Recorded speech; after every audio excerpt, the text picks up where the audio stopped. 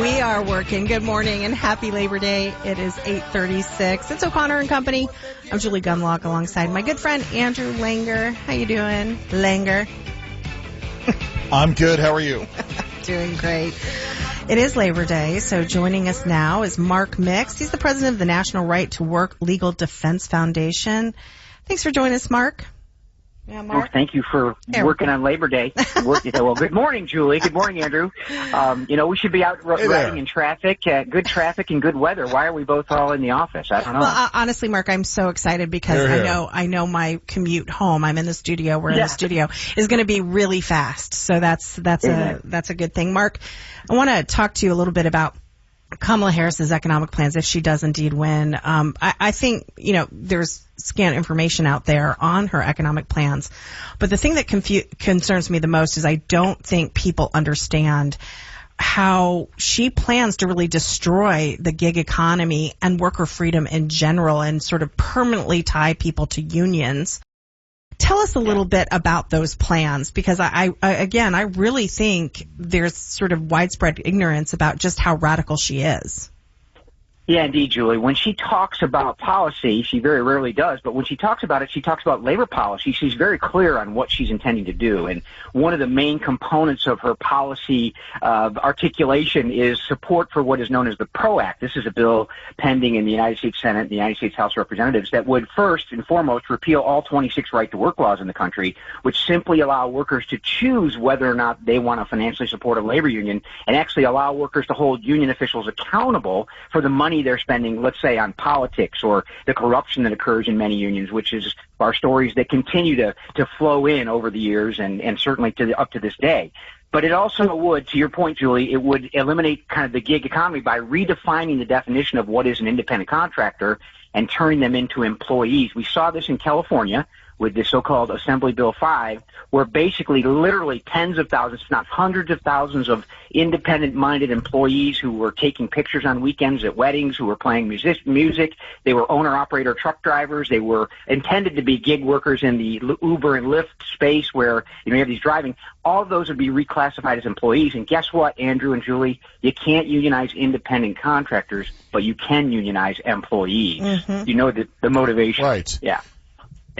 Mark, speaking of employees and wages and things like that, we had a very strange situation last week that brewed. Kamala Harris this year, only in April of 2024, started talking about this strange story that she had worked at McDonald's when she was in college. And he was using this as a way of sort of talking about fast food workers and, again, talking about California. Well, it turns out maybe not so much so, and in fact, they've stopped talking about her and McDonald's. What do you know about this? But more to the point, what was Kamala Harris using this McDonald's story as a policy position? What was she trying to advocate for?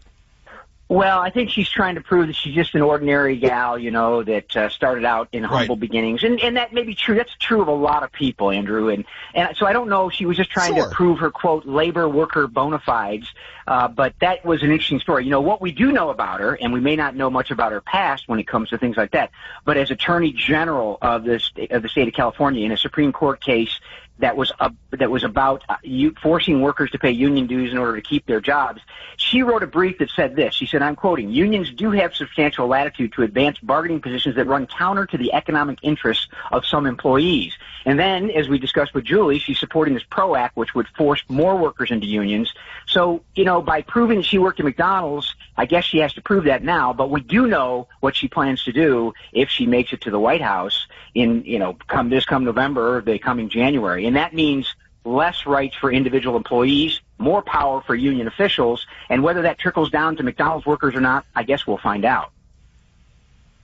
Mark, there was a weird moment a couple of weeks ago. Sean Fain, who spoke at the DNC, he enunciated a series of 4 principles that the United Auto Workers are talking about, like the core principles that they advocate for their workers.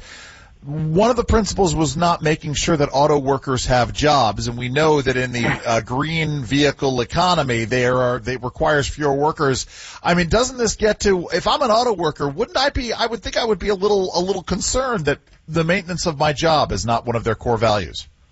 Yeah, absolutely. The transition to electric vehicles that was articulated by Biden and Harris by 2032, 60% of all automobiles would be electric vehicles. I mean, they're not going to make that at this point. But what that would do is put about 40% of the auto workers that are under the UAW control out of work by that date. And, one of the things that Shawn Fain said, Andrew, that was more relevant was after they endorsed Joe Biden back in January of this year, and Shawn Fain was on TV, and he said this, and I quote, he said, "Let me be clear, the great majority of our workers are not going to be voting for Joe Biden." Well, we know that the whole majority aren't going to be voting for Joe Biden this time, but he says they endorsed Kamala Harris again with the 14-member executive committee. So despite the fact that the great majority of his members aren't going to be voting for the Biden-Harris administration, and hopefully they do the right thing and vote their paychecks, which he said they would do, he's just completely out of touch. But that doesn't change their political behavior, and that's the rub with forced unionism, is these workers are forced to support unions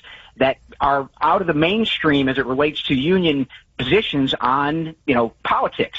We just did a poll with Scott Rasmussen showing 79% of employed union members believe in right to work. They say workers should never be forced to join a union or pay dues to a union as a condition of getting a job.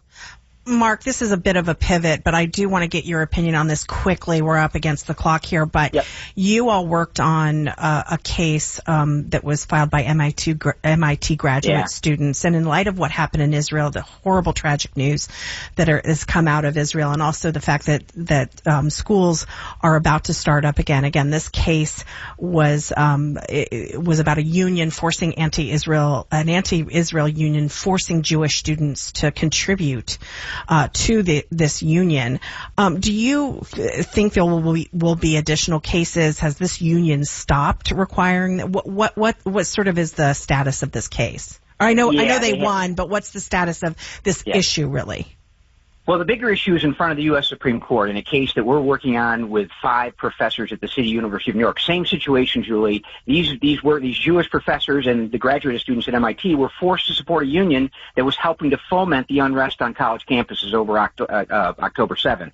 So that case, we have briefed it. It's going to the U.S. Supreme Court. They have it there. We think they'll take it up. Well, there's still some briefing to be done, but we think we're going to ask them to take it up in the next session. And it goes to exactly your point. These people are forced as a condition of keeping their graduate fellowship or their jobs to pay a union that's out there attacking their very essence, their culture, their religion, who they are. We'll keep fighting. We won at MIT. We got a dispensation for those graduate students and for the union to inform 3,000 more graduate students of their rights to basically take the money and send it to an Israeli charity as opposed to, sending it to a union that's using it to help foment this unrest on college campuses. Mark, that's just great work. Thank you so much.